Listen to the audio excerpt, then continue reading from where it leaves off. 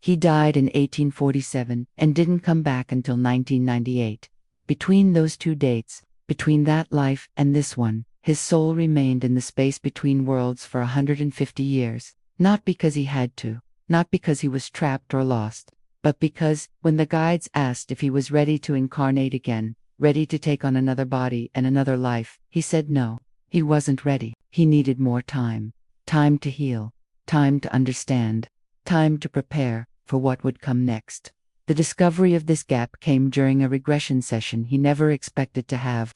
Marcus was 34 years old in his current life, successful by most standards, but carrying a weight he couldn't explain, a sense of being out of step with the world, like everyone else had gotten instructions for how to be human and he had missed that day.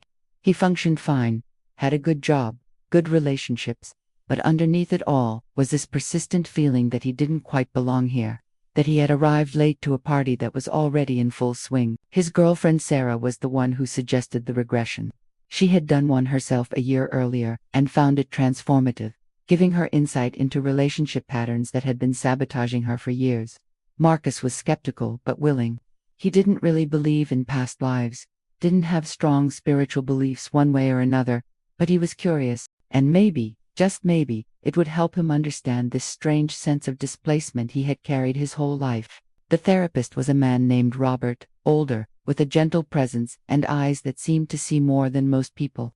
They talked first about Marcus's life, his childhood, his family, his current struggles. Robert asked about the feeling of not belonging, asked Marcus to describe it in detail. Marcus explained that it wasn't depression exactly, more like jet lag that never went away, like his soul was still adjusting to being here, still trying to sync up with this reality. Robert nodded knowingly and suggested they explore where this feeling came from. He explained that sometimes souls took time between incarnations, especially after traumatic or difficult lives. And sometimes, when a soul waited longer than usual to return, there could be this sense of disorientation upon finally coming back, like waking up from a very long sleep and finding that the world had moved on without you. They began the regression. Robert's voice was steady and calming as he guided Marcus into a deep state of relaxation. Marcus felt his body growing heavy, his mind becoming quiet and receptive. Robert asked him to imagine a staircase leading down, each step taking him deeper into his subconscious, into the realm where memories beyond this lifetime were stored. At the bottom of the stairs, Robert suggested, Marcus would find himself in the most recent lifetime before this current one. He would find himself at a significant moment in that life, a moment that held important information.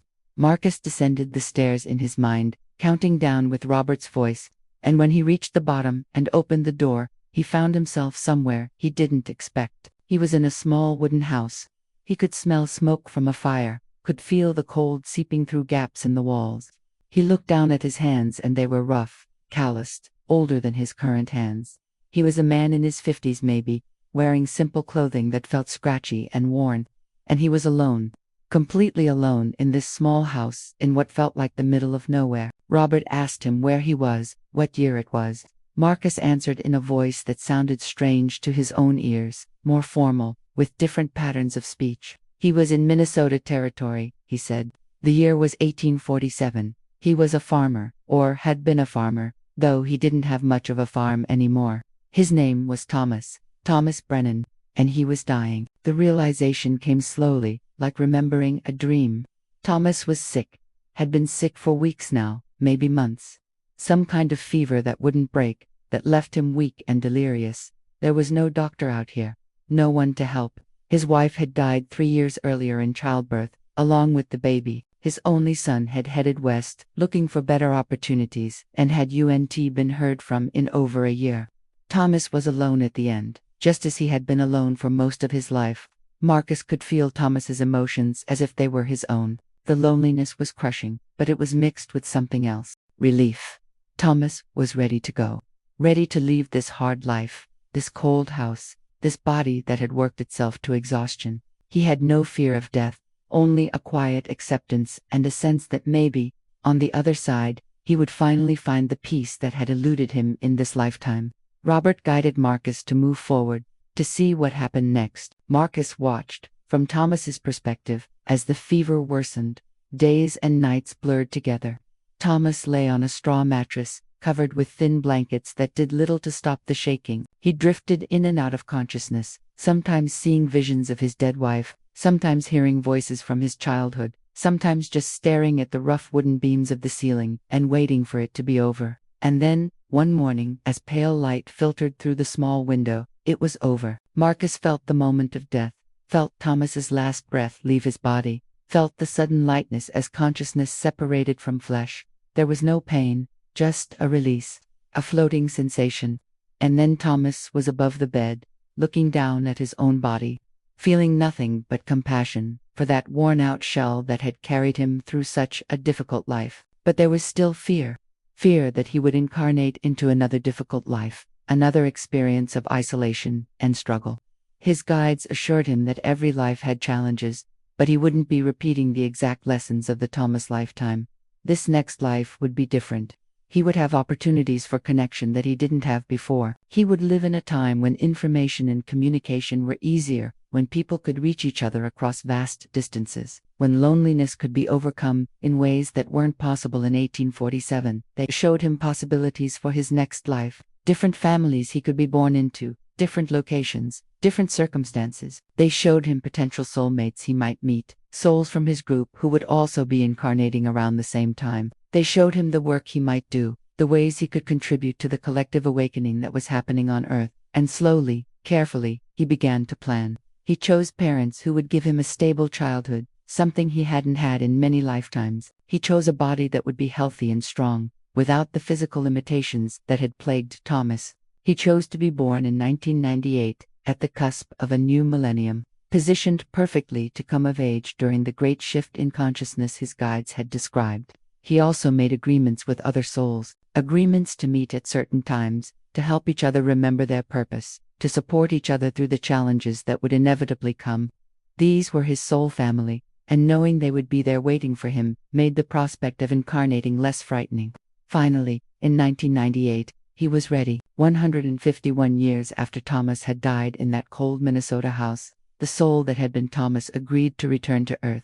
He went through the process of preparing for incarnation. The gradual lowering of vibration, the narrowing of awareness, the forgetting that came with entering a physical body, and then he was born, crying and small and helpless, as a baby named Marcus. Robert guided Marcus back to the present, helping him integrate this information, this understanding of the gap between his last life and this one. When Marcus opened his eyes, he was crying, not from sadness but from recognition. Everything made sense now. The feeling of being out of step with the world wasn't a flaw or a problem. It was because he actually was late to the party. His soul had waited a century and a half to return, and in that time, Earth had changed dramatically. No wonder he felt disoriented. He was trying to catch up with over 150 years of human evolution that had happened while his soul was resting.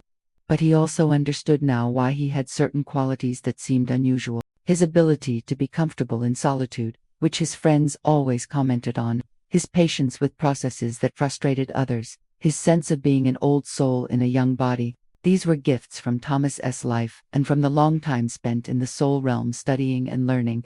The weeks after the regression were transformative. Marcus started researching what life was like in the 1840s, looking for information about Minnesota territory, about farming communities, about the hardships people faced. Everything he found resonated with what he had seen in the regression. The details matched. The struggles Thomas had faced were typical of that time and place. This wasn't just imagination. This was memory. He also started to understand his current life differently. His natural inclination toward philosophy and spiritual topics made sense now. He had literally spent over a century studying consciousness from the soul perspective. His discomfort with shallow relationships and small talk made sense. After experiencing such profound loneliness as Thomas, his soul craved deep, authentic connection. His resistance to getting too attached to material possessions made sense. Thomas had lost everything, and the soul had learned that physical things were temporary. But most importantly, Marcus understood his purpose now.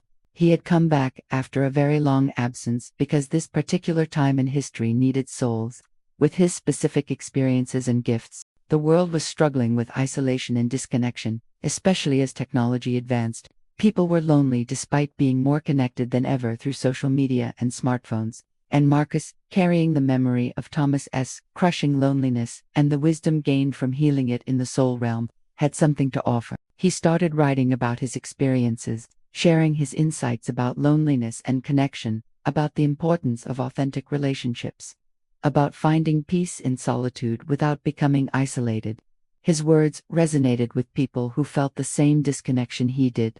He became a guide for others who struggled with the same issues he had once faced. He also sought out his soul family, the ones he had made agreements with before incarnating. He recognized them when he met them, felt an instant connection that went beyond normal friendship. With Sarah, his girlfriend, he realized she was part of his soul group, someone he had known in many lifetimes. That's why their relationship felt different from others he had tried. They weren't just attracted to each other. They recognized each other on a soul level. He found others too. A colleague at work who became a close friend, a teacher he met at a workshop who ended up mentoring him, a random encounter at a coffee shop that led to a deep conversation and an ongoing connection. Each one felt like coming home, like pieces of a puzzle falling into place. His soul family was gathering, just as planned, to support each other through this time of transition on Earth. Marcus also developed a new relationship with time.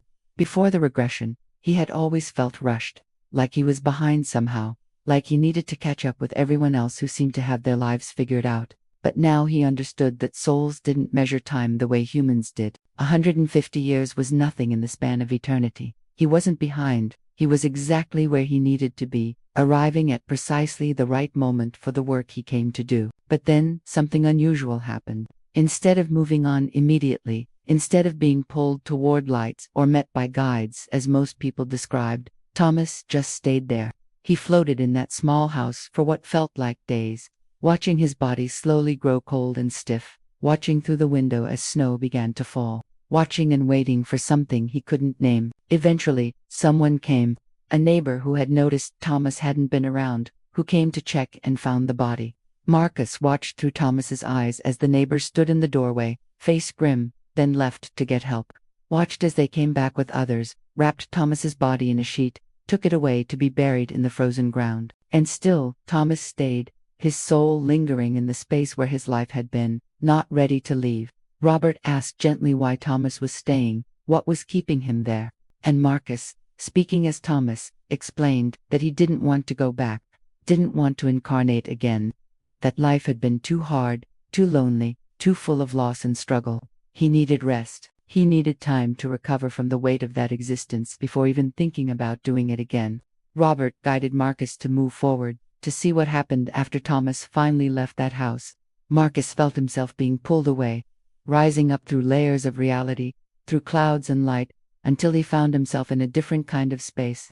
A space that felt like home, in a way the physical world never had. This was the between place, the realm where souls went after death and before rebirth. He wasn't alone here. There were others, beings of light that felt familiar and loving. His guides, he understood. The ones who had been with him through many lifetimes, who watched over him, who helped him plan and learn and grow. They welcomed him back like a traveler returning from a long journey. They held no judgment about Thomas's life, about his failures or struggles. They only radiated love and acceptance. One guide in particular came forward, a presence that felt ancient and wise and infinitely patient. This guide communicated not in words but in direct knowing, in concepts and feelings that bypassed language. The guide showed Thomas a review of the life he had just lived, not as a judgment, but as a learning experience. They watched together as key moments played out. His marriage to a woman he had loved deeply but never quite understood, the joy of his son's birth, the crushing grief of his wife's death, the years of solitude that followed, the slow loss of will to continue. The guide helped Thomas understand what he had learned in that difficult life. Lessons about resilience and self-reliance, lessons about the impermanence of physical life and material things, lessons about the importance of connection and how isolation could slowly poison the soul. Thomas had learned these lessons the hard way, through pain and loss, but he had learned them, and that learning was never wasted. Then the guide asked the question, was Thomas ready to plan his next incarnation, ready to take the lessons from this life and apply them in a new context, ready to go back to Earth and continue his soul's evolution? and Thomas, without hesitation, said no. No, he wasn't ready. He needed time. He needed to rest and heal and integrate what he had just been through before even thinking about doing it again. The guide accepted this without question. There was no pressure, no urgency. Time worked differently here. What seemed like years or decades or centuries in Earth time was just a moment in the eternal now of the soul realm. Thomas could take all the time he needed, and so he did. Marcus watched in amazement as he saw what Thomas did during those in-between years. He stayed in the soul realm, in a space of pure consciousness and light. He spent time with his soul group, other souls he had incarnated with many times, sharing experiences and insights from their recent lives.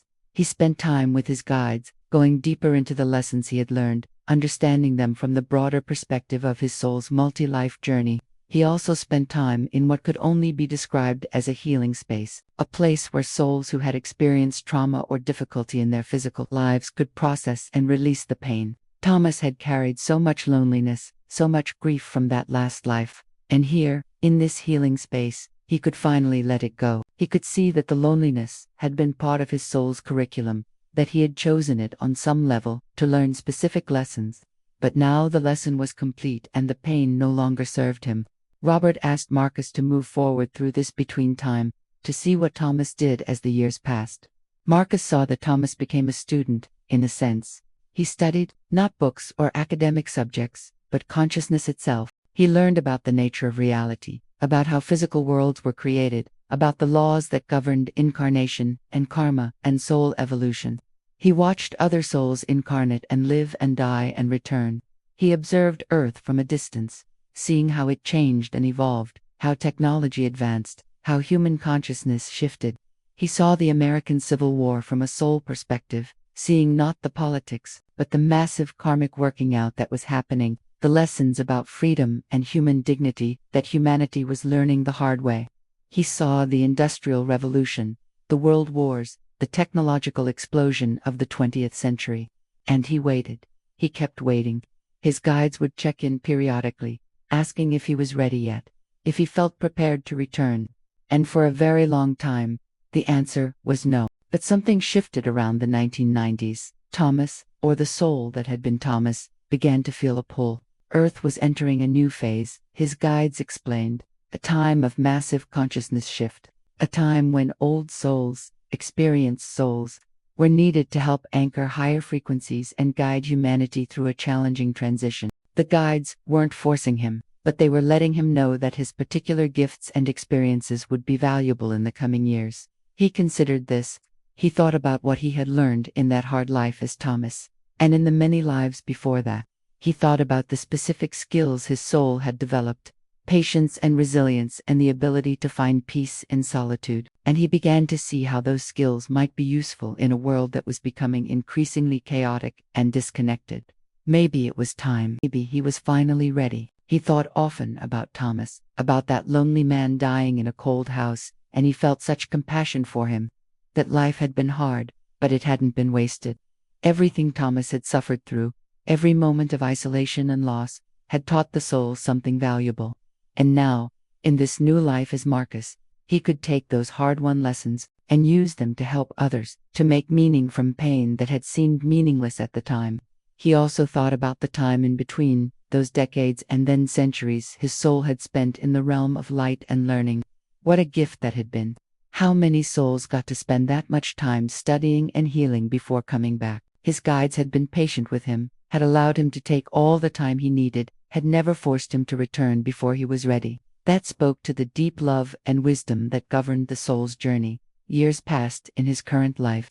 Marcus continued to grow and learn, to fulfill the purpose he had come here for. He helped people understand that loneliness wasn't a personal failure but a soul-level experience that could be transformed into wisdom. He taught meditation and mindfulness practices that helped people connect with their own inner peace, the way he had learned to do during his long time between lives. He wrote books and gave talks and created communities where people could find the authentic connection their souls craved. And he never forgot that he had chosen to be here, that after a very long absence, after watching and waiting and healing, he had finally said yes to incarnation.